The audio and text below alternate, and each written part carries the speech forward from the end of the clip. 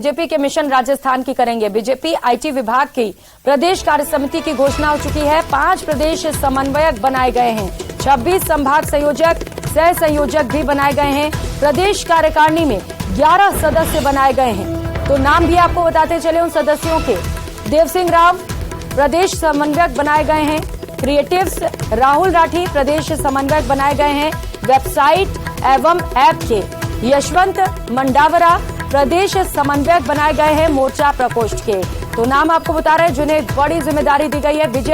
BJP की ओर से चुनावी मिशन को लेकर लगातार कवायदें की जा रही है। मिशन 2023 को लेकर बीजेपी की ओर से एक और कवायद की गई है, जहां पर समन्वयक बना दिए गए हैं।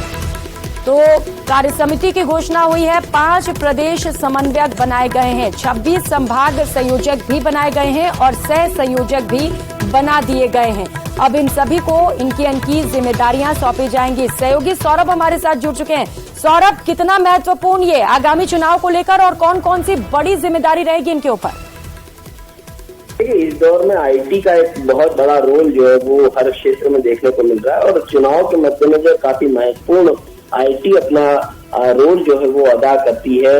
बहुत जल्दी और तुरंत सूचनाओं का आदान प्रदान करने के साथ अपनी नीतियों को, विचारों को लोगों तक पहुंचाना जो है वो आईटी के लिहाज से काफी कम समय में किया जा सकता है। इसी कारण से तमाम पार्टियां अपने सोशल मीडिया और आईटी डिपार्टमेंट को मजबूत करने की कोशिश में लगी है और उसी कड़ी में बीजेपी की ये कवायद भी देखनी चाहिए। आईटी विभाग जो बीजेपी का है उसके तहत ये तमाम नियुक्तियां जो है वो की गई हैं।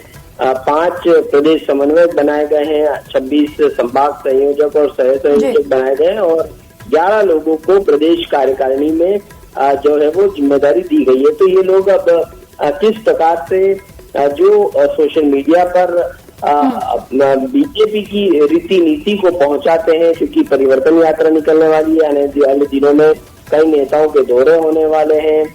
कई प्रकार के काम जो है वो बूथ लेवल पर भी किए जा रहे हैं। उन तमाम चीजों को आम लोगों तक पहुंचाने की कोशिश के तहत ये पूरी कवायद जो है वो देखने को मिल रही है।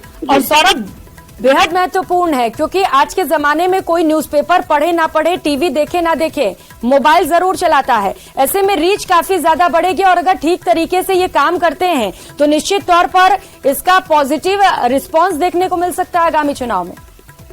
जी बिल्कुल सही कहा। देखिए, बीजेपी ने लाखों व्हाट्सएप ग्रुप जो है वो बना रखे हैं और उन व्हाट्सएप ग्रुप के जरिए जो है वो बीजेपी अपनी बात आम जनता तक, अपने कार्यकर्ताओं तक तुरंत पहुंचाती है। तो उसी में ये आईटी के जो तमाम लोगों को शामिल किया गया, उनकी ये जिम्मेदारी होगी कि किस प्रकार से बीजेपी की बात जो है वो जन जन तक तुरंत पहुंचाई जा सके।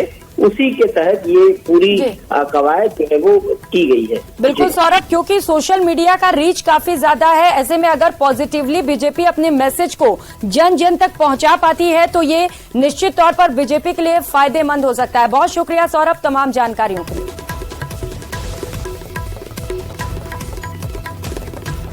और अब बात जालौर की। विधानसभा चुनाव में पार्टी पदाधिकारी की हौसला अफजाई करने आए कांग्रेस के वरिष्ठ नेता डॉक्टर चंद्रभान से चर्चा के बाद टिकट को लेकर कांग्रेस के नेता उलझ गए। ये वाकया उस दौरान हुआ जब चर्चा करके नेता बाहर निकले। उस समय जातीय चर्चा को लेकर बहसबाजी शुरू हो गई। दरअसल गुरुवार को डॉक्टर चंद्रभान सर्किट हाउस में कांग्रेस के नेताओं से जिले की 5 सीटों को जीतने की गणित पर चर्चा करने के लिए पहुंचे थे। चर्चा होने के बाद परिसर में कांग्रेस के विधानसभा चुनाव में दावेदारी जताने वाले नेता आपस में ही टकरा गए। जनहित के निर्णय, जन कल्याण की योजना और विकास कार्यों के आधार पर यदि मतदाता मतदान करेगा तो निश्चित रूप से राजस्थान में पुनः कांग्रेस पार्टी की सरकार बनेगी। इसी पर हम लोग विचार कर रहे थे। परफॉर्मेंस अच्छी नहीं रही है, इसलिए सुधार की आवश्यकता है और मुझे यकीन है कि अब की बार सुधार होगा। तो वही राजस्थान कांग्रेस प्रभारी सुखजिंदर